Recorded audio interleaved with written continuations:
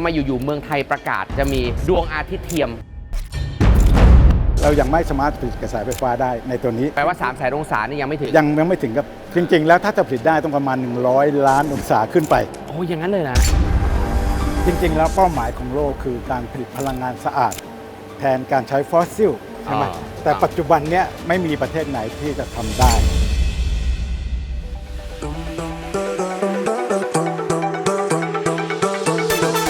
คุณผู้ชมเคยเห็นคำนี้ไหมฮะสทนสทนฮะสถาบันเทคโนโลยีนิวเคลียร์แห่งชาติองค์การมหาชนนะครับวันนี้ BT บุกนะครับเราบุกมาเพราะว่าสถาบันแห่งนี้เขาออกข่าวฮะเขาบอกว่าประเทศไทยจะมีโปรเจกต์ดวงอาทิตย์เทียมแห่งแรกเกิดขึ้นโอ้โหฟังแล้วก็ตกใจนะครับหลายคนนี่ได้ยินข่าวนี้ก็อาจจะแซะแซวกันไปเลยว่าโอ้ร้อนจะแย่อยู่แล้วเราจะมีดวงอาทิตย์เทียมเพื่อที่จะได้พลังงานสะอาดครับทั้งนี้นะครับต้องบอกว่าโลกทวินหาจะต้องเปลี่ยนผ่านใช่ไหมจากการปล่อยคาร์บอนด้วยพลังงานฟอสซิลเนี่ยค่อนข้างรบกวนสิ่งแวดล้อมเยอะนะครับที่นี่เขาก็เลยมีโครงการนี่ตั้งชื่อเทคโนโลยีนะครับเรียกว่าโทคาแมกวันนะครับซึ่งเป็นโครงการที่ร่วมมือกับจีนด้วยนะครับจีนเนี่ยเขาทำเสร็จแล้ววิจัยกันจนเรียบร้อยแล้วก็ส่งสิ่งที่เรียกว่าเป็นเศษซากมาก่อร่างขึ้นใหม่ที่นี่เพื่อให้มั่นใจได้ว่าเราก็จะวิจัยดวงอาทิตย์เทียมได้เช่นเดียวกันวันนี้เราอยู่ที่นี่ครับเพื่อกดปุ่มเปิดกันหน่อยว่าดวงอาทิตย์เทียมมีแล้วเมืองไทยจะดีขึ้นยังไงอ้าวเปิดดวงอาทิตย์เทียมลุยดร.หานรงค์ครับนี่เองแหละฮะที่อุตส่าห์ลงแรงกันทำแค่นี้เองแหละฮะแค่นี้แหละครับผลประโยชน์ของมันมหาศาลเพราะว่าอะไรปัจจุบันเนี้ยเรากำลังมองหาพลังงานสะอาดอยู่ซึ่งพลังงานสะอาดไม่ว่าจะเป็นลมหรือดวงอาทิตย์โซลาร์เซลล์ก็ไม่ใหญ่เท่ากับดวงอาทิตย์เทียมซึ่งคือฟิวชั่นเทคโนโลยีนี่ฟิวชั่นนี่อ่านดราก้อนบอลตั้งแต่เด็กนะพอเข้าใจนะทำท่านี้แชะฟิวชั่นกันรวมร่างแต่ดร.ก็รับมุกผมเกินไปนะฮะเพราะว่าอันนี้แบบจำลองโมเดลฮะของจริงอยู่โน่นนะฮะคำถามง่ายๆเลยโครงการนี้มันเริ่มมาอย่างไงทำไมอยู่ๆเมืองไทยประกาศจะมีดวงอาทิตย์เทียมฟังแล้วมันก็ตกอกตกใจฮะคือเริ่มจากที่ว่าทั่วโลกเขารวมพลังกันเพื่อที่จะสร้างดวงอาทิตย์เทียมขึ้นที่อีเทอร์หรือที่ประเทศฝรั่งเศสแต่นี่ว่าในภูมิภาคเราเนี่ยผู้นำทางด้านนี้คือประเทศจีนสร้างเทคโนโลยีฟิวชั่นคือโทคาแมกมา30 กว่าปีแล้วก็คือเครื่อง TT1 ของเราเนี่ยเขาสร้างเครื่องแรกขึ้นมาแต่นี่ว่าเขาสร้างเสร็จแล้วเขาอัปเกรดขึ้นในระดับที่สูงขึ้นเขาก็เลยยกเลิกการใช้เครื่องนี้ตรงนี้แหละมันเป็นพระมหากรุณาธิคุณของสมเด็จพระนิธิธิราชเจ้าซึ่งเป็นคนไปเจรจาขอเครื่องนี้มาให้ประเทศไทยเพื่อพัฒนาเทคโนโลยีฟิวชั่นต่อไปหลังจากที่ท่านเจรจาเสร็จเราใช้เวลาประมาณ1 ปีส่งทีมของเราไปเรียนที่นู่นตรงนั้นมันเป็นกองเศษเหล็กแล้วเขาพร้อมที่จะขายแล้วแต่นั้นเมื่อเราพัฒนาต่อปั๊บเราโดยสทน.ก็เลยส่งทีมของเราไปร่วมกับทีมวิศวกรของกฟผ.ไปพัฒนาตัวที่มันลงเป็นกองเศษเหล็กแล้วพัฒนาขึ้นมาใหม่โดยทีมของผมเนี่ยเป็นคน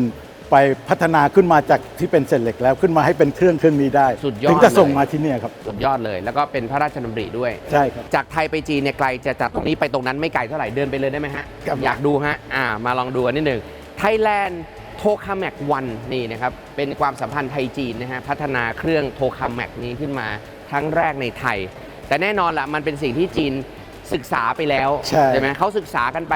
รู้ทุกรีดทุกเม็ดมาแล้วแล้วเขาก็เลยส่งต่อสิ่งนี้มาสร้างต่อที่นี่เพราะนั้นแล้วมันจะมีประโยชน์อะไรในเมื่อมันเป็นความรู้ที่เขารู้ไปแล้วอะทุกอย่างเลยเป็นความรู้ที่รู้หมดแล้วจีนก็แล้วมาจากใครรัสเซียเหมือนกันซึ่งตรงนี้แหละเมื่อเขารู้ไปแล้วเขาพัฒนาขึ้นไปอีกระดับหนึ่งสิ่งที่เรารับต่อเข้ามาแล้วพัฒนาร่วมกันเนี่ยคือเรามาเรียนรู้หลักการการทำงานเพื่อจะพัฒนาต่อขึ้นไปในระดับโลกเหมือนกันครับคือ300,000 องศาเนี่ยเรามองกันถึงอุณหภูมิของพลาสมาที่อยู่ข้างในแต่คราวนี้พอเรามองว่าบนโลกเราเนี่ยอุณหภูมิ300,000 องศาเนี่ยเราไม่มีอะไรมาจับมันได้เลยคราวนี้สิ่งหนึ่งที่เราทำมันได้คือทำยังไงให้มันลอยอยู่กลางอากาศกลางสุญญากาศที่มันไม่แตะกับอะไรเลยไม่แตะกับอะไรใช่ดังนั้นถ้ามันไม่แตะอะไรมันก็ไม่สามารถไปเผาไหม้อะไรได้เลย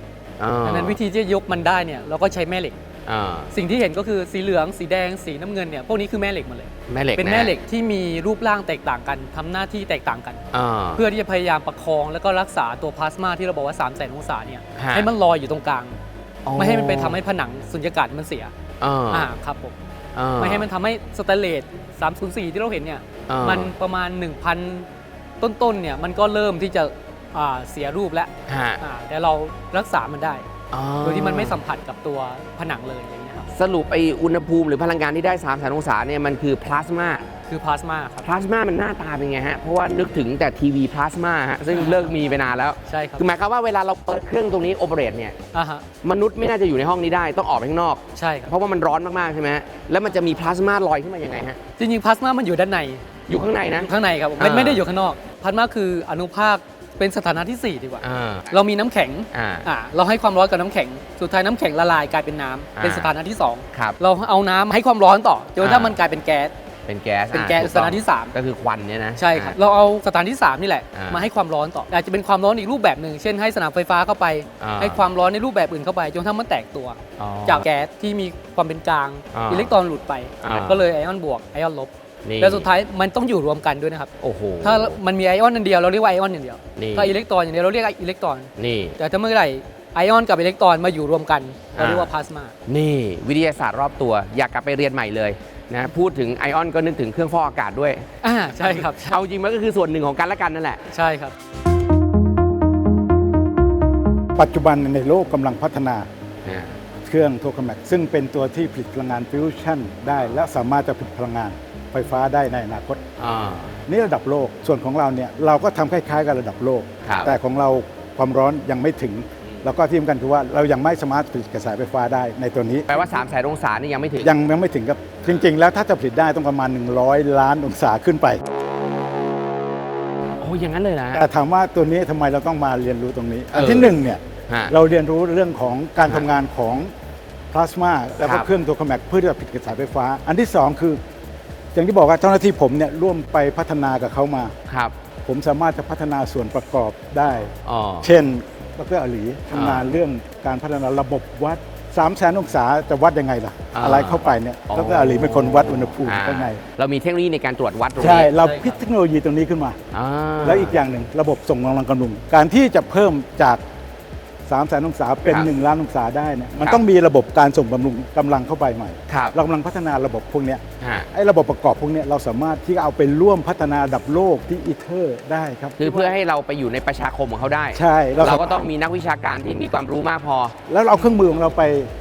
ร่วมกับเขาได้เลย เมื่อเราพัฒนาตรงนี้ได้แล้ว แต่ของเขานี่คงจะซุปสกาวกว่าเราเยอะถูกไหมคงเป็น ใช่ ดวงอาทิตย์เทียมแบบใหญ่ยักษ์ยิ่งกว่าเรา พูด มาก ง่ายๆใหญ่กว่านี้อีก1,000 เท่าครับ 1,000 เท่าเลย โอ้โห อันนี้ก็เหมือนเป็นแลบทดลองเท่าที่มองเป็นแลบแล้วก็จะได้มีโน้ตฮาวความรู้ความเข้าใจตรงนี้ ครับ จะได้ไปคุยกับเขาให้รู้เรื่องน่าจะเป็นอย่างนั้น ขอปีนขึ้นไปดูหน่อยได้ไหมฮะ ได้ จะได้ ครับ เห็น ได้ครับ กันใกล้ๆหน่อย ปั๊มเปิมอะไรเยอะแยะฮะที่ฐานล่างเนี่ย ปั๊มนี้เป็นปั๊มที่เราจะดูดอากาศในโดนัทเนี่ยครับออกไปข้างนอกให้เกือบหมด เพราะว่าตอนเราจุดพลาสมาเราจะจุดด้วยไฮโดรเจน ก็เลยต้องดูดอากาศออก ใช่ครับใช่ครับ อ๋อ แล้วหลังจากนั้นเราก็ปั๊มไฮโดรเจนเข้าไปก่อน เออ แต่ว่าพอเราจะสร้างฟิวชั่นจริงๆ หมายความว่าเครื่องอื่นที่ทั่วโลกต้องการทำฟิวชั่นเราจะใช้ดิวเทอเรียมแทน มันจะเป็นคล้ายๆคู่แฝดของไฮโดรเจน เราใช้ไฮโดรเจนก่อนเพราะว่าไฮโดรเจนมันไม่เกิดฟิวชั่น ลักษณะของพลาสมาที่เกิดขึ้นมันใกล้เคียงกัน เราศึกษากับมันก่อน ไอสารพวกนี้ไปหามาจากไหนฮะ ไฮโดรเจนเราหาได้ในตลาดเมืองไทยเลยครับ มี ความบริสุทธิ์ 95 ตัว 4 ตัว 5 ตัวได้หมดดิวเทอเรียมเนี่ยปัจจุบันถ้าในทวีปนี้ก็จะมีสิงคโปร์ ซึ่งเรายังไม่สามารถนำเข้ามาได้ เพราะ อ๋อ การจะนำเข้าดิวเทอเรียมหรือครอบครองได้เนี่ยนั่นหมายความว่ามันสามารถทำให้เกิดฟิวชั่นได้ มันต้องมีใบอนุญาตจากปรมาณูเพื่อสันติ งั้นก็แปลว่าที่พูดไปเป็นทฤษฎียังไม่ได้ทำ ต่างประเทศเขาทำกันหมดแล้ว แต่เราอยู่ในช่วงการควบคุมพลาสมาให้ได้ก่อน อ๋อ แต่เราจะคุมพลาสมาที่จุดด้วยไฮโดรเจนเป็นหลักก่อน นี่พอควบคุมได้รูปจะเดินเข้าไปที่สภาเลยแล้วไปประกาศ ผมควบคุมได้แล้วครับ ผ่านกฎหมายให้ผมหน่อย ก็ตอนนี้เรากำลังเตรียมระบบแวคคัมอยู่ ก็คือเราได้ชัตดาวน์ระบบไป ครับ แล้วหลังจากนั้นเนี่ยเราเปิดแล้วก็ทำความสะอาดด้านในหมด ฮะ แล้วก็หลังจากนั้นเนี่ยเราอบมันด้วยอุณหภูมิ 150 องศา อยู่ประมาณสัก 21 วัน เพื่อที่จะทำให้แก๊สที่มันอยู่ข้างในหลุดออกมาให้หมดเลย อย่างนั้นเลย ใช่แล้ว โทษนะฮะที่ว่าต้องทำความสะอาดมันไปเลอะอะไรมาฮะ ตอนเรารันเนี่ยครับเราต้องมีการเคลือบผิวข้างในมัน แล้วก็มันจะมีพวกพาร์ติเคิลเล็ก ๆ ที่มันหลุดออกมาสะสมอยู่เรื่อยๆ พอหมดช่วงเวลาการรัน1 ครั้งเนี่ยเราจะแกะทุกพอร์ตเลย ครับ แล้วก็ทำความสะอาดทั้งหมดแล้วคลีนด้วย โอ้โห เอทานอลหมดเลย นี่ดูจำนวนชิ้นน่าจะเป็นพันๆชิ้นนะ ไม่น้อยนะ งานยากเหมือนกัน งานยากครับ หลักๆวันนี้ผมมาตามหาพลังงานสะอาดเลยเพราะว่าไฟฟ้าที่เราเติม EV รถไฟฟ้าเนี่ยถูกเรียกว่าแซะตลอดเลยว่ามันมาจากถ่านหินโรงไฟฟ้ายังผลิตด้วยถ่านหินอยู่ อีกหน่อยโรงไฟฟ้าใช้พลาสมาตรงนี้หรือฟิวชั่นตรงนี้ได้ไหม จริงๆ แล้วเป้าหมายของโลกคือการผลิตพลังงานสะอาด แทนการใช้ฟอสซิลใช่ไหม อ่า แต่ปัจจุบันเนี้ยไม่มีประเทศไหนที่จะทำได้ เพราะว่ายังไม่มีการผลิตฟิวชั่นที่เป็นไฟฟ้าได้จริงๆ ต้องรออีกประมาณ 10-20 ปี อย่างนั้นเลยเหรอฮะ ใช่ แต่ปัจจุบันเนี้ยสิ่งที่เราสามารถจะมาทำได้ก็คือว่าการผลิตพลาสมา ครับ พลาสมาอย่างที่บอกมันให้ความร้อนในระดับหนึ่ง แล้วมี ครับ ประโยชน์มากในหลาย ๆ ด้าน เป็นไปได้ไหมที่จะเอาพลาสมาเนี่ยไปพัดมาอุณหภูมิสูง ไปใช้ในการเดินเครื่องอย่างอื่น หรือหลอมบางอย่างแทนถ่านหิน ตรงนี้แหละเป็นไปได้ไหมที่เราจะทำตรงนี้ ซึ่งเจ้าหน้าที่ของผมเนี่ยทำในส่วนนี้อยู่แล้วนำพลาสมาที่มีความร้อนสูงไปใช้แทนถ่านหินเป็นต้น อ่า คิดว่าดังนั้นตอนนี้เราสามารถที่จะทำได้ในระดับหนึ่งแล้ว คือคาดว่าจะทำได้ ถูกไหม ครับมันเหมือนพลาสมาเป็นตัวกลางเราใช้ตัวขมักในการสร้างไฟฟ้าเข้ามา แต่คราวนี้ไฟฟ้าเนี่ยมันส่งตรงไปยังเตาหลอมไม่ได้ มันก็จะมีตัวกลางบางอย่างที่เปลี่ยนจากไฟฟ้าที่เราได้ให้ไปเป็นความร้อน ครับ ดังนั้นมันก็จะมีพลาสมารูปแบบที่ท่านรองได้กล่าวถึงก็คือตัวพลาสมาทอร์ชมีอุณหภูมิสูงแต่มันก็อยู่ในช่วงวิจัยเหมือนกันทุกอย่างมันกำลังเติบโตเข้ามาด้วยกัน และผมคิดว่าวันหนึ่งเนี่ยพอมันถึงเวลาที่ฟิวชั่นถึงจุดที่สามารถผลิตพลังงานสะอาดได้จริง ครับ ๆเทคโนโลยีพวกนี้ครับมันจะเกิดขึ้นมาพร้อมกัน อ๋อ แล้วมันนำไปสู่การใช้ประโยชน์ที่เต็มรูปแบบแล้วก็ กรีนมากขึ้นนั่นเอง เรารู้ว่าปลายทางคือกรีนแน่ ใช่ ๆ แต่ว่าจะเป็นอะไรนั้นเดี๋ยวต้องลุ้นเอา ใช่ แต่ถ้าไม่เตรียมอะไรไว้เลย เราจะไม่ทันเขา ใช่ นี่คือความคิดรวบยอดตรงนี้ ใช่ สทนนี่ก็ประกาศความเป็นวิจัยนิวเคลียร์กันมาโดยตลอด แต่บ้านเราก็ไม่เคยมีโรงไฟฟ้านิวเคลียร์ จริง ๆ แล้วนิวเคลียร์เป็นสิ่งที่จะตอบโจทย์เรื่องพลังงานสะอาดที่สุดในโลกนี้ใช่ไหมครับ พูดตรงๆ ปัจจุบันคือเป็นพลังงานที่สะอาดที่สุด และทำไมบ้านเราไม่มีฮะ บ้านเรามีแผนที่จะสร้างโรงงานไฟฟ้ามา 20 กว่าปีแล้ว แต่รัฐบาลมายกเลิกแผนนี้สมัยที่เกิดอุบัติเหตุที่ฟุกุชิมะที่ญี่ปุ่น อ๋อ ครับแผนการสร้างโรงงานไฟฟ้าจึงถูกยกเลิกไปโดยอัตโนมัติ ตอนนั้นเขามีสึนามิไงใช่ไหมฮะ ใช่ครับหลังจากสึนามิ อ่าม มาทำให้รัฐบาลไทยประกาศยกเลิกแผนตรงนี้ไป อ๋อกลัวจะไม่ปลอดภัยเงี้ยเหรอฮะ เกรงว่าอาจจะไม่ปลอดภัยสำหรับประชาชน ก็พูดง่ายๆว่าใกล้กลับมาแล้ว เพราะว่าปัจจุบันนี้การพัฒนามันออกมาที่ว่า แทนที่เราจะสร้างโรงไฟฟ้าขนาดใหญ่คือ 1,000 เมกะวัตต์ขึ้นไปด้วยพลังงานนิวเคลียร์ เป็นไปได้ไหมที่เราใช้โรงไฟฟ้าขนาดเล็ก เราเรียกว่า SMR Small Modular Reactor กำลังมันอยู่ที่ประมาณ 300 ของเดิมเนี่ยมัน 1,000 ใช่ไหมถ้าเกิดเรามีที่ SMR ที่มีขนาดเล็ก 300 กิโลวัตต์ ดังนั้นเป็นไปได้ไหมที่จะมีการยอมรับมากขึ้น ดังนั้นในหลายภาคส่วนที่เกี่ยวกับเรื่องพลังงาน จึงหันมาโฟกัสในเรื่องของ Small Modular Reactor นี่ ปัจจุบันนี้แนวโน้มมันออกเป็นแบบนี้ ผมเชื่อว่าเทคโนโลยีเนี่ยมันทำให้ทุกอย่างเล็กลง อีกหน่อยไอ้ small modular reactor เนี่ยมันอยู่ในครัวเรือนเลย อยู่ในบ้านเลย อาจจะเป็นคล้ายๆหม้อไฟหม้อหนึ่งเอาไว้ผลิตไฟ ส่วนใหญ่ก็ใช้ในประเทศที่เป็นเกาะครับ เช่นฟิลิปปินส์มีเกาะเป็นพันเลยใช่ไหม ใช่ ทีนี้ว่าแต่ละเกาะนี่มีประชากรประมาณ 10,000-20,000 หลังคาเรือน ใช้ Small Modular Reactor ตรงเนี้ยมันสามารถจะ generate ไฟฟ้าให้ได้สำหรับเกาะนั้นเลย ผมกล้ายืนยันได้ว่าปลอดภัยมาก มาก ๆ เลยนะ มาก เพราะว่าอะไร ส่วนใหญ่เงินที่เราลงไปในเรื่องของโรงไฟฟ้าเนี่ยไปลงที่เขาเรียกว่า nuclear security ความปลอดภัย ความปลอดภัยเนี่ยประมาณกับ 80% ของเงินที่ลงเนี่ยไปอยู่ที่เรื่องความปลอดภัยหมดเลย และที่สำคัญที่สุดคืออะไรรู้ไหมการที่เราอยู่ในวงการนิวเคลียร์เราไม่ได้ยืนอยู่ตัวคนเดียว ไม่มีประเทศไหนองค์กรไหนยืนตัวคนเดียวได้ครับ มีเพื่อนทั่วโลกเป็นสมาชิก IAEA ญี่ปุ่นก็มี JAEA ครับ มีองค์กรต่างๆเข้ามาช่วยเราทั้งหมดเลย ดังนั้นองค์กรนิวเคลียร์ผมกล้ายืนยันได้ว่ามันปลอดภัยมาก เนื่องจากมีการเทรนกันตลอดเวลา มีการเข้ามาตรวจดูงานกันตลอดเวลา โดยองค์กรนิวเคลียร์ของโลก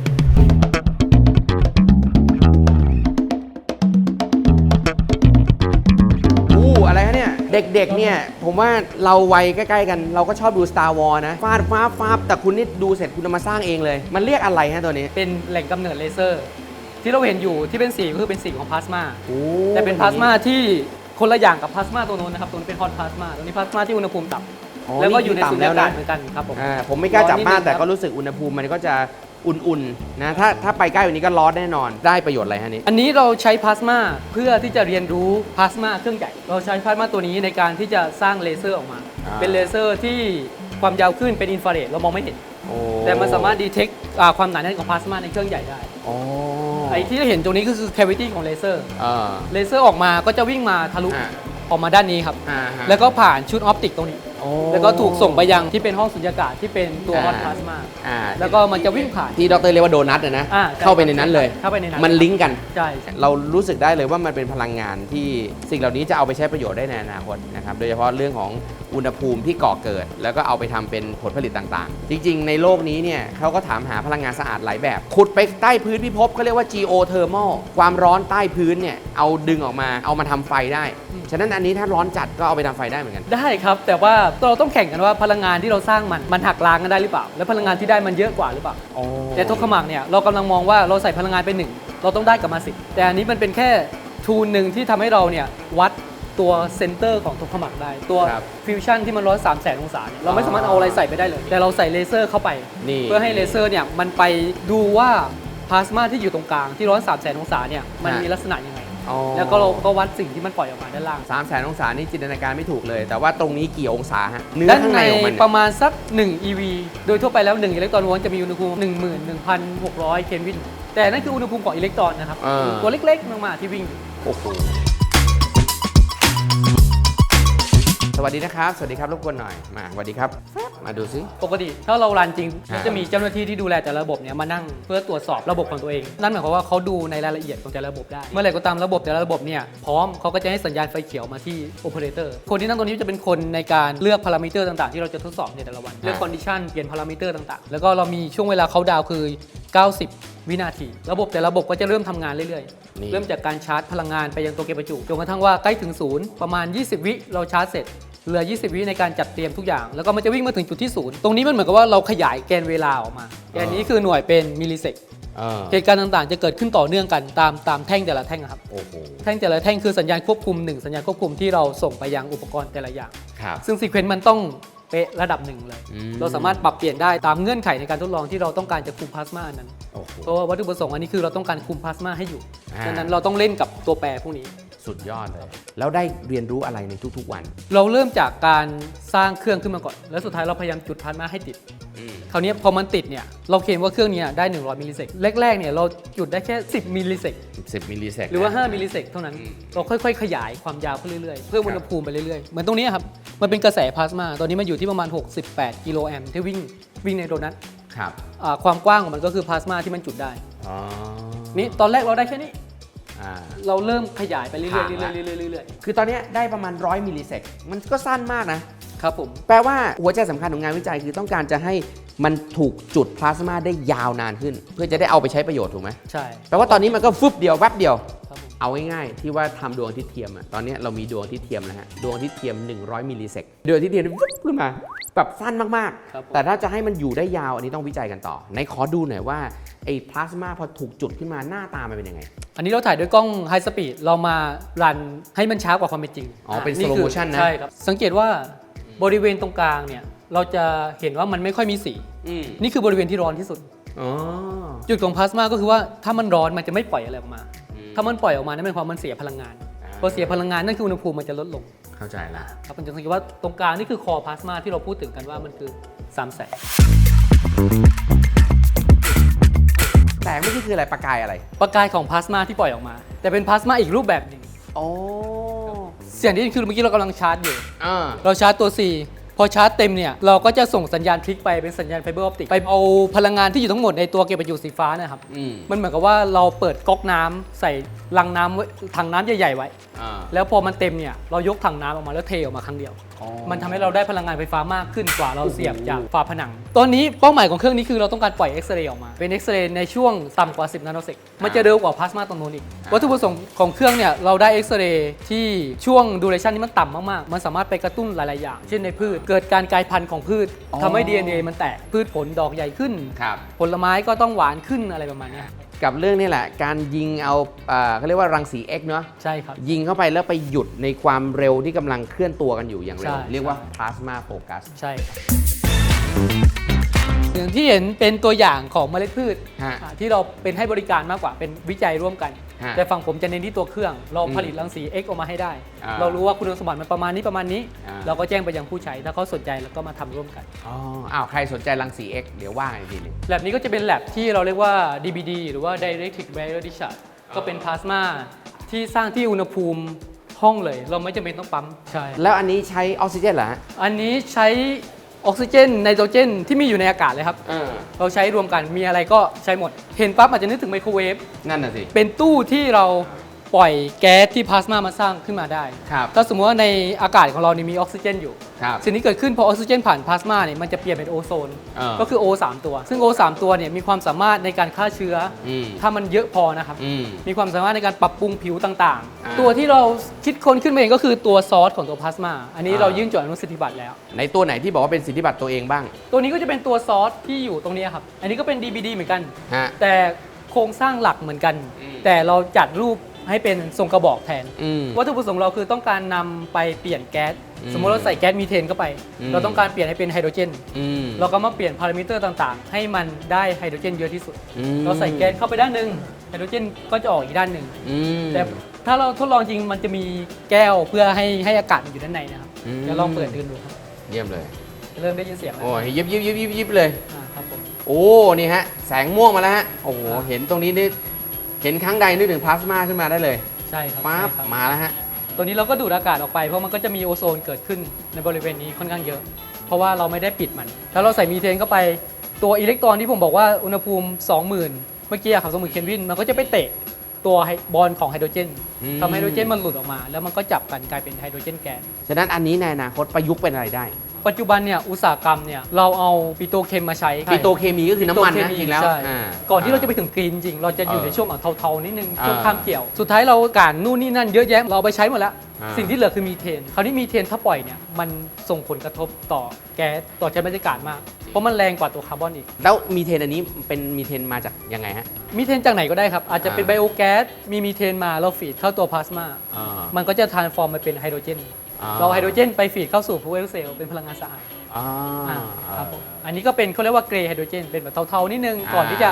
กรีนจากน้ำเป็นไฮโดรเจนจากน้ำมาเลย ก่อนจะสะอาดมันต้องสกปรกมาก่อน ใช่ แต่ว่าวิธีการจัดการในโลกยุคใหม่ต่างหากที่ต้องทำให้มันสะอาดทั้งขั้นตอน ใช่ครับ ใช่ไหมฮะ โอ้ อันนี้ก็สรุปคิดว่าน่าจะประยุกต์เป็นอะไรฮะ สมมติเรามีโรงงานอุตสาหกรรมอยู่ เราเอา BD ตัวนี้ไปตั้ง อืม แทนที่จะปล่อยมีเทน ปล่อยไฮโดรเจนเข้าแทงค์เอาไป อืม ใช้งานเอาไปขายต่อ อืม นี่คือประยุกต์ แต่มันต้องมองระดับอุตสาหกรรมแล้ว เราไม่ได้มองกันแบบไม่กี่ลิตรต่อนาที เรามองกันแบบเป็นตันต่อชั่วโมง ตันต่อวัน เข้าใจละ เอาไปเขาเรียกว่าลดขั้นตอนในการผลิตบางอย่าง ใช่ หรือเอาไปแปรเปลี่ยนของเสียเป็นของดี ใช่ครับ นะในโรงงานอุตสาหกรรม ใช่ เนี่ยอันนี้ต้องไปดูสเกลกันอีกครั้งหนึ่ง ใช่ โอ้โห นี่สุดไปเลย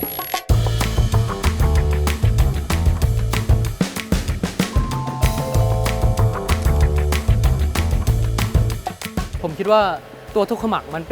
ป็นก้าวหนึ่งก้าวที่สำคัญที่เรามองระยะไกล 20 ปี อืม แต่จริงๆ แล้วระหว่างทางเนี่ยเราก็ทำงานที่เกี่ยวกับพลาสมาเหมือนกัน ไม่ว่าจะเป็น